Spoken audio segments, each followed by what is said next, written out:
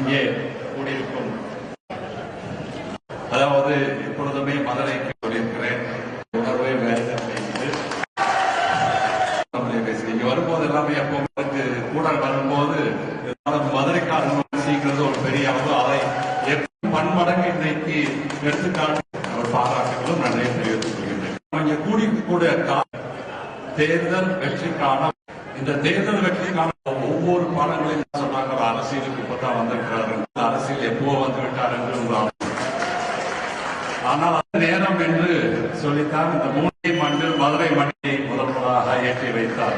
இந்த வெற்றி பயணம் என்றுதான் தலைவர் இருந்தாலும் அடுத்த 5 வாரத்துக்கு நாம் எப்படி பலமாக இந்த 5 வாரத்தில் நாம் தமிழகத்தில் பல வருட கனவை இங்கே இருக்கக்கூடிய கட்சியில் அனைத்து பொறுப்பாளர்களின் ஒவ்வொரு 120 நாட்களுக்கு என்று கேட்டுக்கொண்டேன்.